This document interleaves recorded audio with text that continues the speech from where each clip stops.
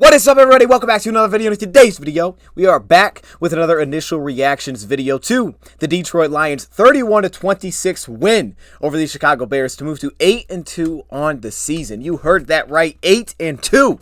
So let's get it started. Welcome everybody to another video. Glad you guys are here. And yes, man, we are back with another initial reactions video. These videos are so much easier when it's a win. They're so enjoyable. And I love doing these because it's just straight off of what did I just see with my very eyes. Before I get to rewatch anything, before I dive into the All-22, it's just what did we see watching it live? What takeaways do we have watching it live? And what I like about this is this can be a little bit less at times of kind of like, okay, what play were they running defensively? What were the Lions running offensively? Did this guy miss an assignment? This guy miss a block? It's less of that, and it's more about like just what happened on the field, right? It's more about the talk of the emotion side of the game and a player's mental toughness. And I think we have great examples of that in today's video. But before we get into any of it, we have to start off with a couple of numbers. The first number I have is 8-2. That's right, the Lions are 8-2. And what I love about this is that last season, that incredible stretch run that we finished the season with, we finished 8-2 on the season. Remember, it was a 1-6 start. We finished 8-2. We found ourselves at 9-8. And I know a lot of people didn't expect that the Lions would be able to basically carry that over into the next season. And the Lions have now done the exact same thing. That crazy finish they had, they have now started with that exact same record this season. I think that's incredibly impressive, and at the same time, that is a stretch of a lot of W's, okay? That is a lot of wins in basically a full season stretch. I mean, if we stretch that out into 18 games, the Lions have only lost 4 of their last 18 games. That is incredible, and that's something I think just deserves attention right off the bat. The second thing will be this. 1962. We talked about it a little bit going into this one, but the Detroit Lions had not started an NFL season 8-2 since 1962. The best start to an NFL season I had ever seen was 2014. We were 7-2, then we lost back-to-back games. 8-2 for the first time since 1962. Most of you watching were probably not even born in 1962, let alone watching the Lions or remembering what it looked like in 1962. That is the last time they were 8-2. Most of us, this was history. This is something we've never seen, and the Lions accomplished that today. And then the final one is something that was posted. I think this was Adam Schefter that put this out there, but you'll see. Both the Detroit Lions and Cleveland Browns winning at least 7 of their first 10 games. That is the first time that has happened since 1969. And you can see some of the things that happened back in 1969, including Bill Belichick being a senior in high school, which is just insane to think about. But that's what the Lions accomplished today. So before we go into any of the specifics of this game, I think the overarching view of this is incredibly impressive to think that we're going into Thanksgiving with 8 wins. I mean, that is awesome. And I think this is the first time we've done that since 1991. I think that's what they said during the broadcast. So incredibly impressive. This is now the second straight week. And I think throughout the season, we've seen a lot of different ways to win. We've had to win the low scoring games. We've had to win the games where maybe there wasn't a lot of rushing success. We've kind of won games now in the shootout fashion after beating the LA Chargers. Not only did we compete, but we also found a way to sneak the game out and pull it out at the end and just make more plays, have the ball last. And now today, we found a way to win by playing arguably the ugliest football we have all season. I mean, you could argue Baltimore was worse. Baltimore is a very good team as well, but I didn't think that was even as much of this. It wasn't like the Lions were turning the ball over left and right. It was a bad game against Baltimore. We had some defensive breakdowns, things like that took place. It wasn't a good game, but this by far to me was the ugliest that we had played because there was a stretch there, and there was still the fact that we were leading at halftime. As ugly as it was, the Lions were actually leading at halftime, but this was some ugly football, honestly, on both sides for both teams at points in this game.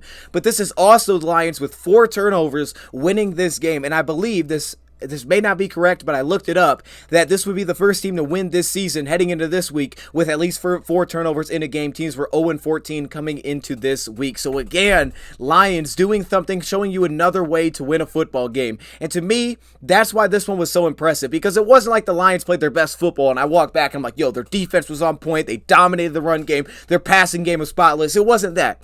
The Lions were not always on schedule. It was ugly. It was grit. It was put your head down and just find a way to get it done. It was mental toughness, which is the biggest thing that stands out to me specifically with our quarterback in this game, Jared Goff. To have 3 interceptions and to let that thing rip like he did on the final 2 drives. He was not holding back at all. to let that thing fly, told me the mental toughness. It was a great opportunity for us to all get to sit there and witness the mental toughness. We talk about, Jared Goff, he never gets rattled, right? He's always the same guy. This was the perfect example of it. Now, yes, Chicago doesn't have the best pass defense in the world. Neither do they have the best pass rush in the NFL. So this was a team that this was going to have better opportunity than certain other teams that you're down 2 scores against. You don't want to get into that position. But still, they knew you had to throw the football for the most part. We did mix in some runs on that final drive because our defense got a 3-and-out, gave us the ball back, and we had a timeout, and they threw an incomplete pass. But still, they pretty much knew we had to throw the football, and we still found a way to come through. And I loved to see that from Goff. As shaky as it was, he was never rattled in the game. He was never rattled. He was always the same. And that ability to go out there and act like absolutely nothing happened and he was just going to let that thing fly, that was the most impressive aspect. And to me, it looked like he got in a little bit of a zone there, all right? And now look, it may not always be the most flashy 2-minute drill where it's like, oh man, shot left, shot right, but it was locked in. It was, I'm making tight window throws, I'm keeping plays alive, I'm avoiding sacks, and I'm going to find a way to get this thing done, including going to a guy who hadn't had a reception up to that point in Sam Laporta, who was still ready for the moment, finding Jameson Williams on 2 big-time receptions today, a dig route that was early in the game, but then a corner route that scored a touchdown that put us right back into it, a 32-yard touchdown. Let's go back to the beginning of this one. So we start off with the touchdown for Chicago. They go out, they score a touchdown on their opening possession. Now, I wasn't completely shocked by this. This is something that we saw last season as well at home. They came out, scored a touchdown on their first possession. We ended up winning that game 41-10. So it was like they got out to a hot early start, but it didn't continue that way. Now, this one obviously was a little bit of a different story, but they got out, they scored a touchdown. They found chunk plays in the pass game. The run game was successful. They were on schedule. We really couldn't get them into third down. On that first drive, they were on time, on schedule, everything was on time, and they were consistent, and they were picking up chunks in the pass game, and they scored a touchdown to get things started. Then you flip it over to the offensive side, and we start with an interception. Now, what's tough about some of these interceptions is, wasn't really ever an point in this game where I felt like the offense couldn't move the football. It was just the aspect of we kept turning the football over. Like, I didn't really feel like at many points in this game, Lions can't convert, the Lions can't move the ball. The Lions were 8 for 11 on third down in this game, and one of those third down stops was a 3rd down and 2 from essentially midfield where we punted the ball. All right, we had that situation, and then we had 1 3-and-out on this game where the first play was a sack that put us behind the chains. Then on third down, we try to go to Laporta. Looked like a miscommunication between Goff and Laporta. Pass rushes through, we get off the field. But outside of that, it felt like we could move the football. The run game was incredibly impressive. This was the top run defense in football coming into this game, and the Lions averaged over 5 yards a carry, 100-plus yards rushing. Dave Montgomery went 12 carries for 76 yards in this game. Jahmyr Gibbs, 8 carries, 36 yards in this game. The run game found its way out there for the Lions. And now this, while some of it, yes, in the last 2 drives, that also was a big aspect there because they're playing 2 deep safeties and you're able to open up some of the run game. But also, we still had some effectiveness running the ball early in this game, which, again, offensive line, give them credit. Colby Source still step in there, and they were still able to create some movement. And to me, I didn't know how that was going to go, but kind of like the LA Chargers game, a top 10 run defense, the Lions found a way to play better than most teams had against the Chicago Bears. The Lions to basically have 10 less minutes of time of possession in this game and still go over 100 yards rushing when you don't have a rushing quarterback or a mobile quarterback. That's a pretty impressive stat to put up there, and it was able to be kept alive towards the end of the game, which again became a huge part of that last drive to score a touchdown was David Montgomery. He stayed locked in throughout the game. So we throw an interception, and this interception, we're moving the football, and it's a pass to Laporta that, to me, I mean, it was clear and obvious. The defender literally ran right into the slant. He ran right into Sam Laporta on the slant. It gets picked off by the defense. And that was like, well, a dang. I mean, it happened, but it wasn't like, a bad decision or something. It was just, that's really unfortunate. So then, okay, 7-0, they get the ball back. Now, here's where I want to give credit to our defense. Because for a lot of this game, they came through when their backs were against the wall. It was not perfect by any means, and I can't go down and break it all down from initial watch. I don't know what happened throughout the game. Yes, did I not love Josh Paschal being at defensive end at points in that game, getting caught in the read option mix? Also with some of that, like, yeah, that makes sense just because of how they go alignment-wise. They don't put tight ends in line, so you have a 4-man front, and then they can get Josh Paschal in that mix, and as well as Josh Paschal seemingly played, that's just not a great spot for him to be against a mobile quarterback. But to be honest, Derek Barnes at times was still giving up the edge, and that guy's got a lot of speed, and they were putting him on the edge, and he was still having success at times getting outside. So by no means was this a perfect game by the Lions defense at all.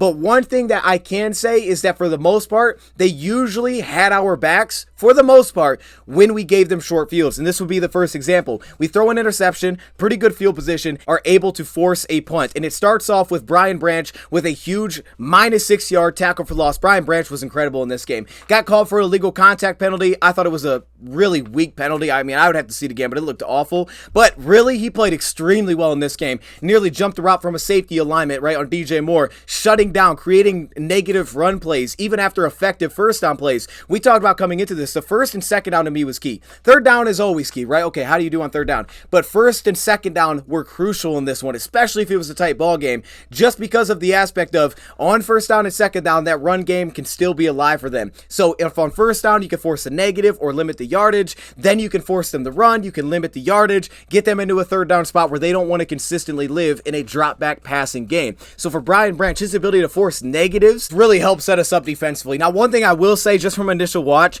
I think there was times where the Lions probably could have gotten a little bit more aggressive to play the run. Now, the difficulty with that is all of the quarterback powers and the quarterback sweeps because of his legs and how multiple they can be in their rushing game, whether that's between the tackles, outside the numbers.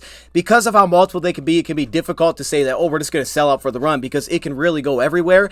I will say it felt like as the game went on, the Lions got better at kind of taking away some of the outside runs specifically for Justin Fields in this game, but that can be a little bit difficult to just say we'll sell out and take it away, and obviously his legs were a massive threat in this one. They got some outside runs going early, but that was a big play by Branch. Then you get the ball back offensively, and you throw another interception. Now, this one wasn't a what the heck happened. This one seemed to be a little bit more of that wasn't great by Goff. Now, I think, watching it live, I remember correctly, I could be wrong, it looked like it was a cover 3 defensively. They're 2 underneath zone defenders. It looked like he was trying to move one, come back to the other, possibly hope that Peoples-Jones would sit down in the zone hole and he'd be able to throw it back that direction. But even with that being said, you can see the linebacker kind of floated across with seemingly no one on his side to threaten him. He floated across kind of that underneath route for Peoples-Jones and picked it off. Maybe that's part of the reason it didn't seem like we saw Donovan Peoples-Jones much more after that, because maybe he didn't sit down where they wanted him to, but I'm not going to say that's what that was. I don't really know, and at the same time, I don't think that's what it was. I think this was Goff try to move one linebacker, throw it back, and the linebacker drifted in front and picked it off.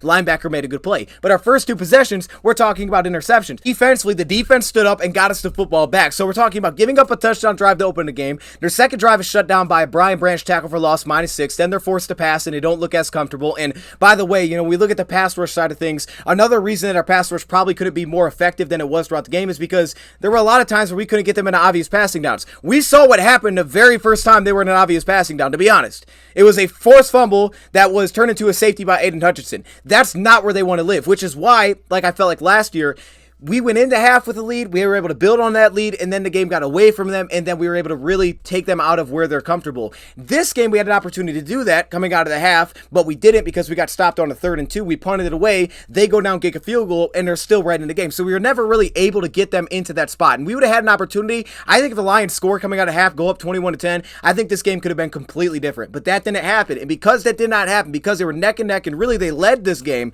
they were able to play into their strengths as much as possible, their run game. They were able to lean into that. And for us, that's not ideal with this team because there's spots where they're not as comfortable. They were able to play into their game as much as they wanted to for pretty much all of this game outside of the final drive. But again, the defense comes up, make a stop. A forced fumble by Cam Sutton. So now back-to-back interceptions, back-to-back stops by the defense, getting them off the field. A punt and then a Cam Sutton forced fumble. Now you give it back to the offense, and this is when we match. We go down the field, we score a touchdown. Now it's 7-7. Gave up a field goal here, had opportunities here. They had a 3rd and 2, picked up only a yard, so it set up a 4th and 1, and then they decided to run it and they picked up a first down. But specifically, there was a 3rd and 12 from our 29-yard line, and we gave up a first down on an underneath pass because, again, you get them in 3rd and 12, you got to feel really good about that. Kirby Joseph misses the tackle, they pick up a first down. Now, ultimately, we still got off the field on that possession, and again, it was really Cam Sutton that started it by a -2-yard stop on Justin Fields. Again, he talked about trying to get outside. He stops it, limits the gain on 3rd down and 6, and you're able to get another stop when, again, they have to lean into that passing game. So, again, defensively, you gave a field goal, but not bad there.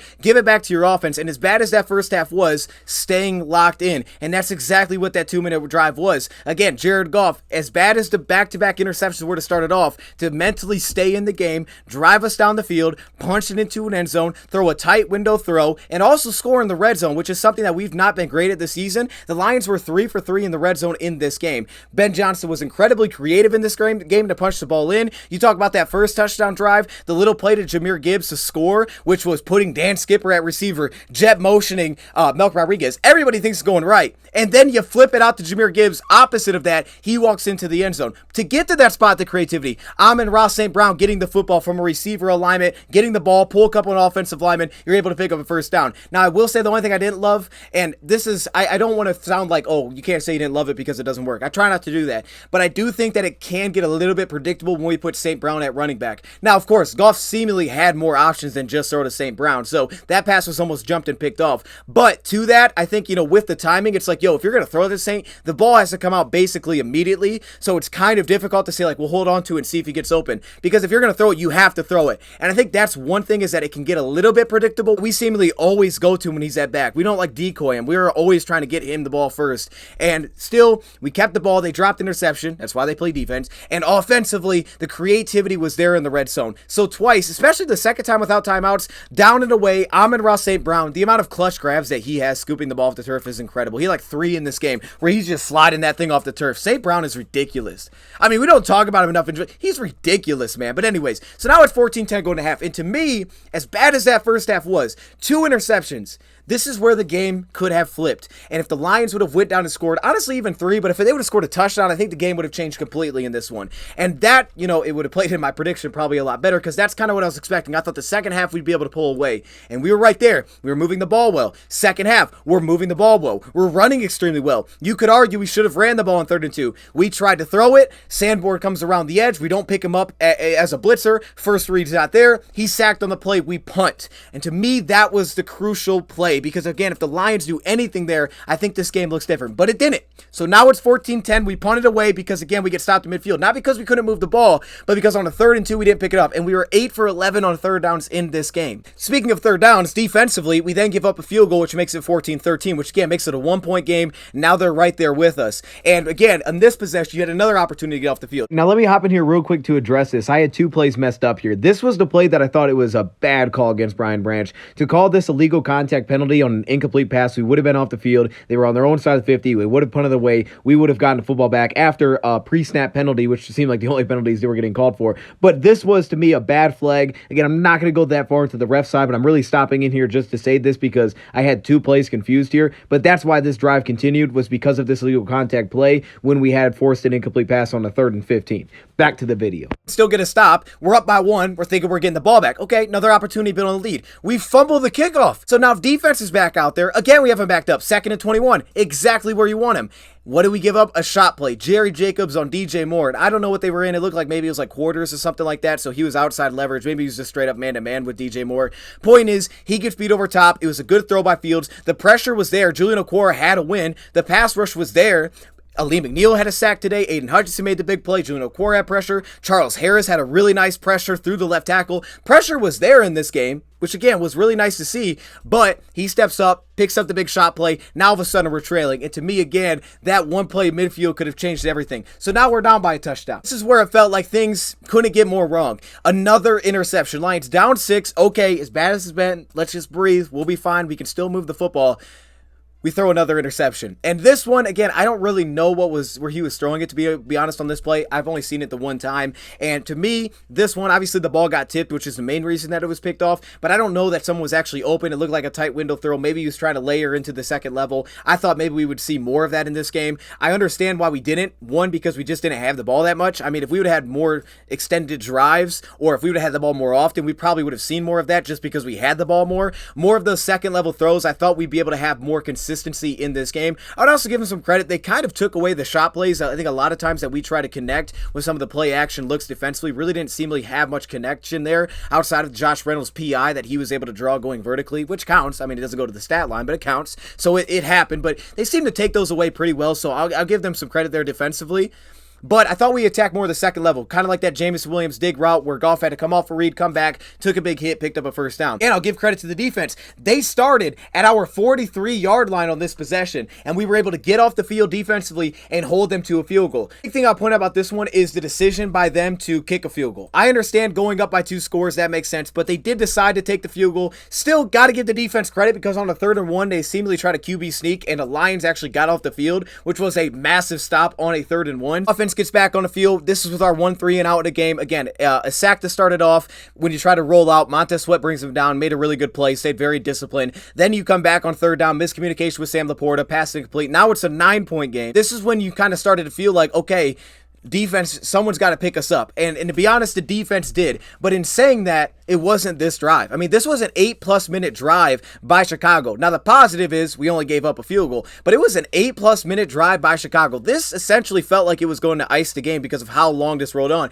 It's why in the chat we were sitting there like, yo, should the Lions consider going for this if they can make this a manageable fourth down on their own side of territory? Because we know that if they're picking up first downs, whether that's flag, rushing the football, they're going to drip a lot of clock because of their offense, and they are a very good rushing team. And the Lions decided to punt it away. Defense ultimately did get the stop, but they milked a lot of the clock. Lions had their opportunity to get off the field. They had him in a 3rd and 14 at their own 40-yard line, and he gave up a 30-yard scramble. And this would be the only thing I would say.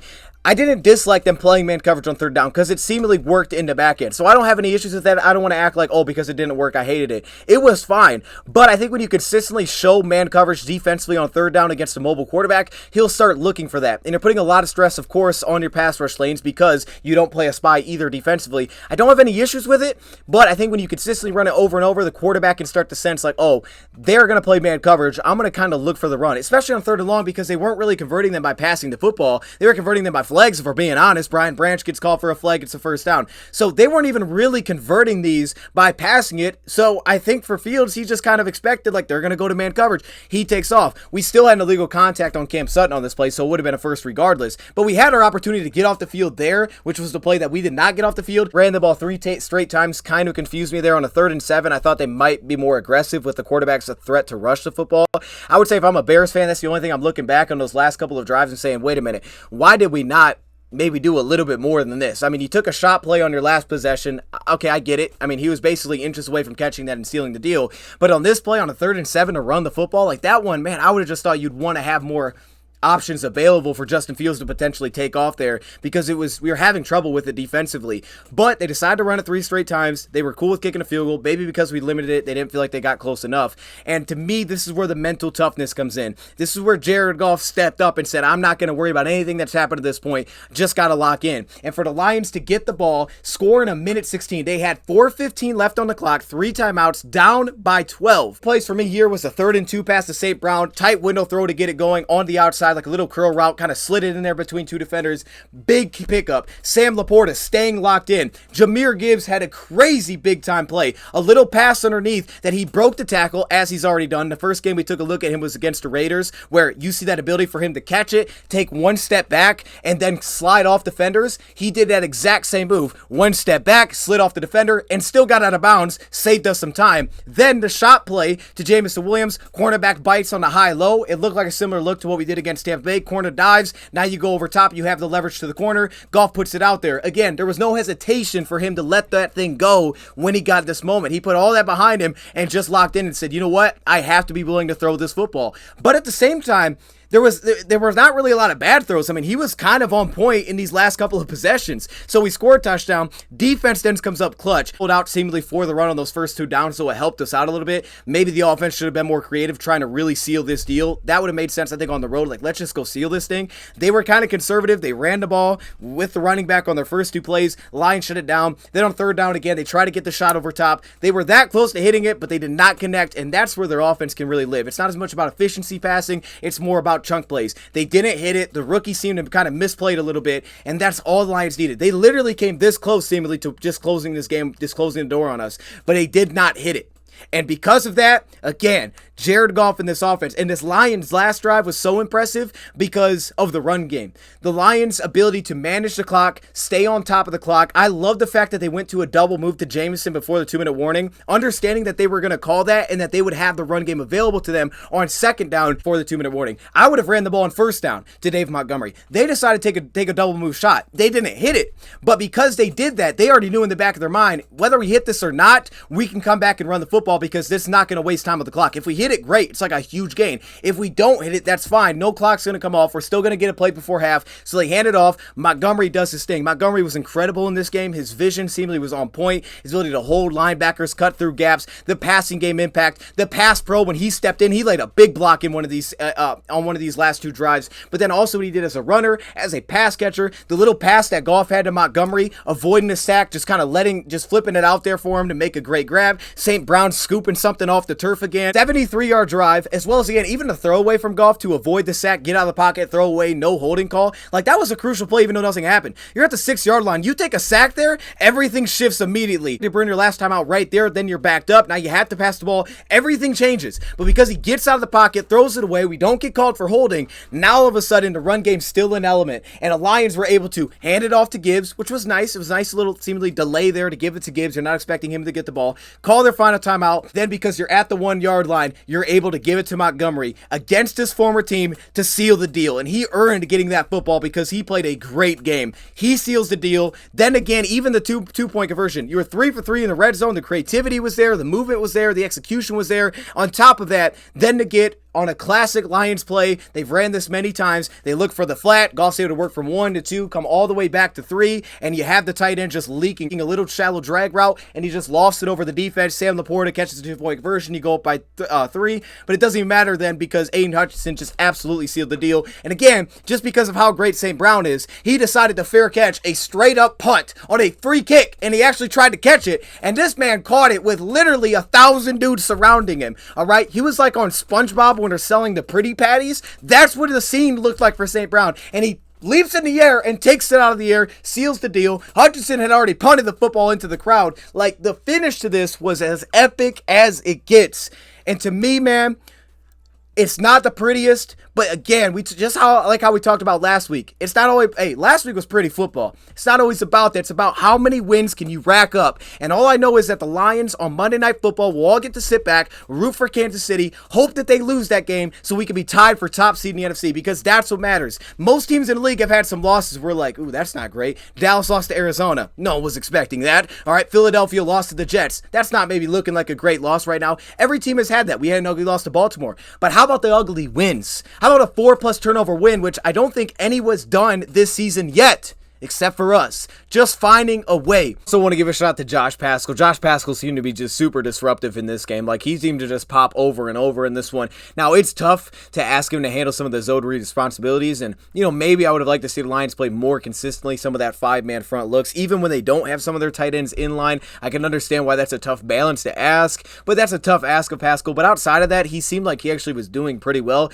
It's just tough to get him out there on the flat and ask him to handle fields. Like I said, even Derek Barnes had some issues with that. Quentin Bohanna, he seemed to do everything that you would have expected of him. Like, he's a big body that we signed before the season. He was a true guy that could play at multiple gaps, but specifically he could do work against single gaps in terms of getting push. And there was even flashes in there where you felt like he was getting some pressure from the interior. So again, I'll give Quentin Bohanna some love as well, because I thought the nose tackle would be key in the interior. And I don't know exactly what happened on those last 2 runs, but they were both to the interior as well, and nothing came of them. Again, we were kind of selling out for it, but still it felt like he was flashing consistently down there. And of course, guys like Brian Branch. I thought Brian Branch played incredible in this game. Like, there were some players that felt like they played really well in this one. The pass protection, again, it wasn't perfect. We gave up some pressure here and there, but still to be in a situation where for the most part you kind of have to pass, the pass protection really, I feels like for the second straight week played really well as well. It's grit, it's mental toughness, it's staying locked in. They could have easily slid this game in. And we got another game on Thursday. This is not our day. We'll move forward.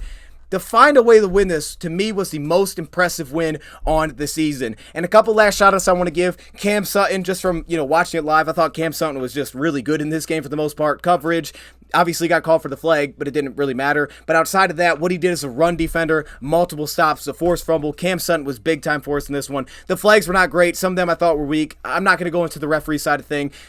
Some stuff I just did not love in this game. The play calling from the Bears, maybe a little bit ultra conservative. Probably shouldn't have done that. But give credit to the Lions, man. They did not bat an eye, man. And also I gave credit to Campbell, because I'm telling you, I would have did an onside kick after that first touchdown. I just would have. How the game was going, I would have did an onside kick. He decided to kick that thing away, trust his defense, and they did it. They absolutely did it. And he would have took that if it didn't happen, but it worked out, and I wouldn't have even tried that. I would have did an onside kick and said, hey, if they get 3, cool, we're only down by 8. He decided to kick that away, gave us an excellent opportunity, saved us a timeout ultimately as well, because he immediately called it on first down, which again, I don't usually do. He did. He said, look, it's coming down to this. You guys are making the first down stop. We're going off the field right now. I'm burning my timeouts. And again, we talk about trusting in his guys. It was a different way to do it, but he did, and they came through for him. So again, not the prettiest. We have days to talk about how ugly this thing was, but to be honest with you, man, it's about the W. We've been on the other end of this a lot where we're like, oh man, we played well today, we did things well. There were things that we did well today, but there's a lot of ugly that was thrown in there. But the reality is, did we win? We won. And I think we should all celebrate 8-2 heading into Thanksgiving. We got Green Bay. We needed this win. And man, it feels so darn good to be 8-2, man. We got to keep it rolling now. Just find a way. Just find a way. Most games in the NFL are going to be close unless it's like, who are you playing there? Because it's not college football. Find a way to get it done. Chicago, they got talent. They're good at a run defense. They are a good rushing team. They can get chunk plays. They have man beaters, as we saw with DJ Moore. It wasn't even the worst coverage. He just got a little bit of a step there on Jerry. But we allowed them to stick into their game plan. This played into their favor so much because of the dumb things that we did. With that being said, though, give them credit, but also give us credit for, with all those things, the mental toughness to find a way. And to me, that's what this game was. To me, the most impressive win so far this season, and just finding another way to do it. I'm going to leave it right there. Let me know your thoughts in the comments below. Thank you, Prop, for watching, and I'm out.